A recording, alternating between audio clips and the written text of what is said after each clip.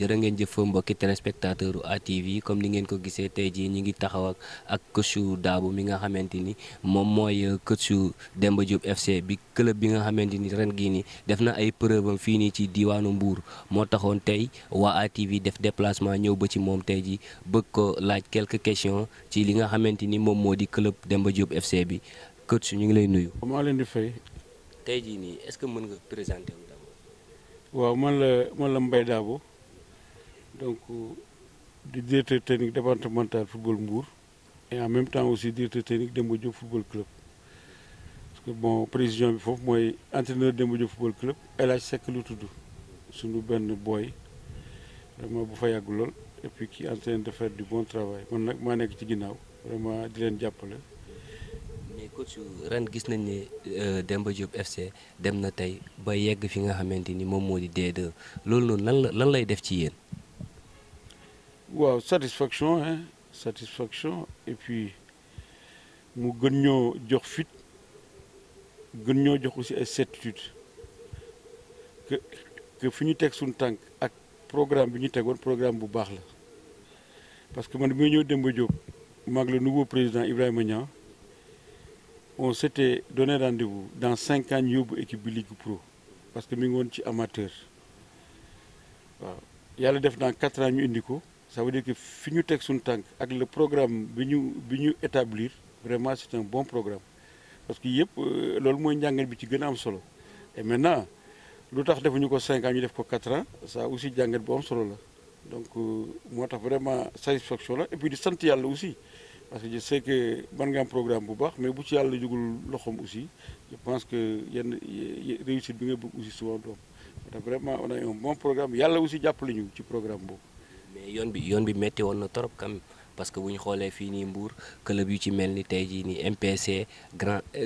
stade de Mbour yooyu noonu ñu nekk fi yow nga ñëw taxaw ba imposé wu xam nga boobu kon mën nañ ne yoon bi mënta yomb. bon li ci gën a metti sax Demba Diop 1 an la def national 1 dañ jógee national 2 ñëw national 1 def fa 1 an yéeg national L2 maintenant loolu moo jar a magnifier aussi c'est-à-dire que c'est ça où se situe vraiment le mérite. waaw parce que 1 an en national 1 ak ñan nga bokkal poule Kayor Foot ci la bokk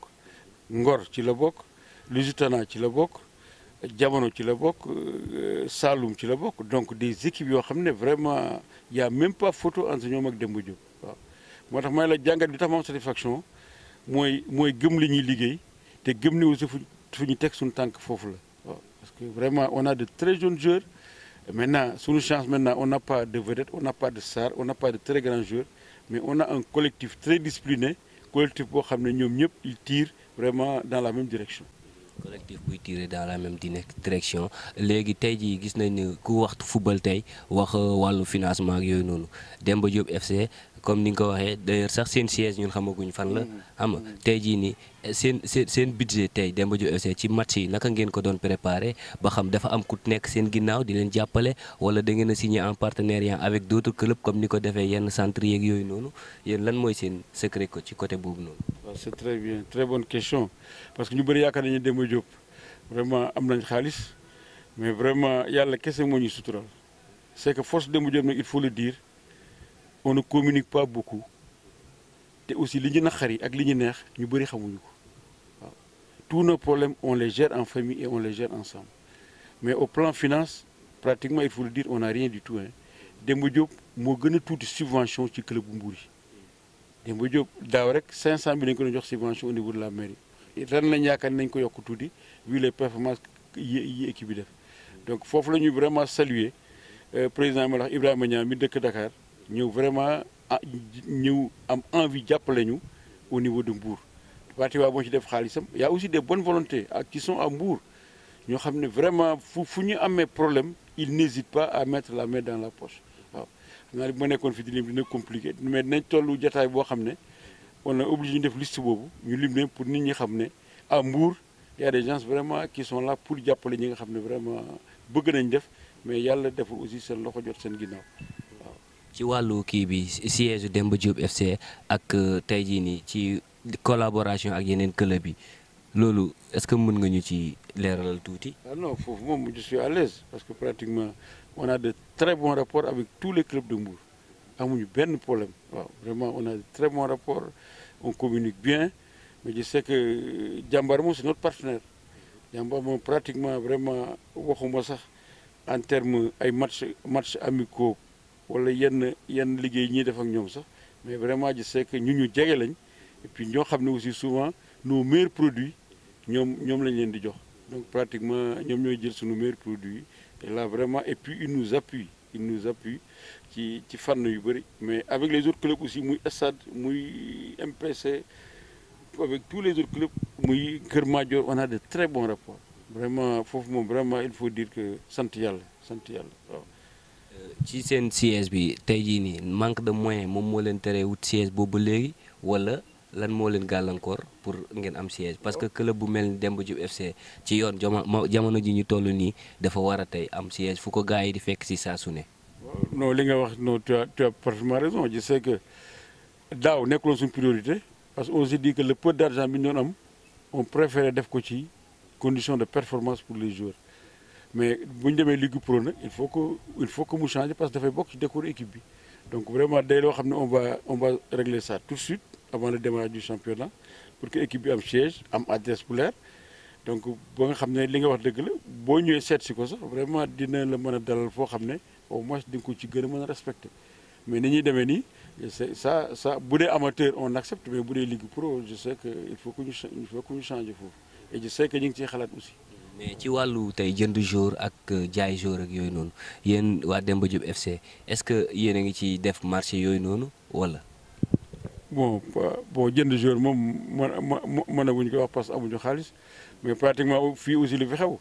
mooy bu nekkee amateur sa jour yu baax yëpp gars yi leen di jël waaw je sais que Demba Diop sax bu amee quelques petits problèmes loolu la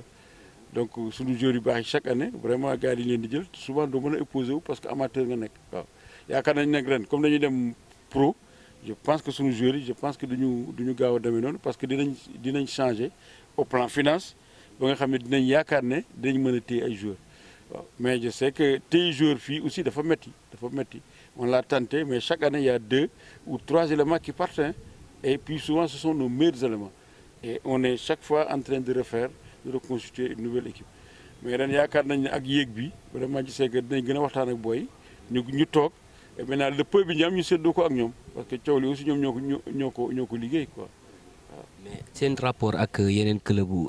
extérieur yi yu ci mel ni tey club yi nekk ailleurs au-delà de ci région de Thiès bi sax laay wax Tivaouane Thiès Mbour ak yooyu noonu seen rapport ak yooyu noonu club naka la demee. waaw foofu tam même chose vraiment muy Thiès muy Sénégal vraiment ñun amuñu benn club boo xam ne am nañu moom problème non mënul nekk parce que ñun suñu philosophie du foofu yëpp waaw ñun football buñ ciy dugg d'abord sama classe gi c'est passion à part passion bi c'est pour aider des jeunes président bi jël équipe bi aussi loolu mooy liggéeyam El Hadj Seck aussi muy entraîneur bi vraiment c'est quelqu'un qui travaille beaucoup avec ces jeunes là donc ñun ñëpp ñoo bokk vraiment objectif ak ambition mooy jàppale ay doomu Mbour yoo xam ne vraiment à travers le foot war nañ mën a jàppale seen bopp jàppale seen famille donc ñun ci loolu lañ nekk moo tax vraiment am na ci yoo xam ne duñu ci duñu ci sori sax parce que je sais que bu dee yenn xaalis yi moom amu fa quoi. ngi jëm ci beneen saison bu bees ak beneen xar kanam bu bees naka ngeen nar a fas yéene dooree saison boobu noonu ba ngeen jeexalee ko comme ni ngeen jeexalee saison ren bi. waaw liggéey rek parce que coow li moom loolu laa wax gars yi comme équipe bi yéeg na maintenant il faut que ñeneen ñi au plan administratif aussi ñu liggéey parce que sur le plan sportif équipe bi liggéey na ba yéeg il faut que sur le plan administratif aussi que les mêmes efforts soient fournis ñu nekk au même niveau pour que équipe mën a nekk vraiment vivre une ligue professionnelle vraiment bu baax parce que structure yi bu doxul même sur le plan sportif bu baaxee équipe bi du dem il faut que ñu liggéey sur le structure yooyu équipe am ay structures yu professionnelles maintenant sportif yi ñoo accompagner ko et comme ça on va rester en L2. coach sa dernier mot ci entretien bi ñu jot a def fii nii. dimbali ba nga xam ne waa Mbour yi inspiré wu ci geste boobu ba mën a ñëw jàppale xale parce que Demba Diop waa Mbour ko moom pour preuve il y a que des jeunes Mbourois qui jouent là-bas il y a que aussi l'encadrement tout l'encadrement et de Mbour. Pour vous dire que vraiment, équipe boo xam ne c'est 100% Mbourois. Donc vraiment, ne serait-ce que pour ça, il faut que nous ñëw jàppale leen pour que vraiment donc booy ñu mettre leen dans de très bonnes conditions pour que ñu mën a jouer L2 tranquillement ku ci sa wërsëg nekk aussi vraiment nga mën a jouer à un palier supérieur. Comme ça nga jàppale sa bopp vraiment jàppale aussi sa quartier ak jàppale sa famille quoi waaw.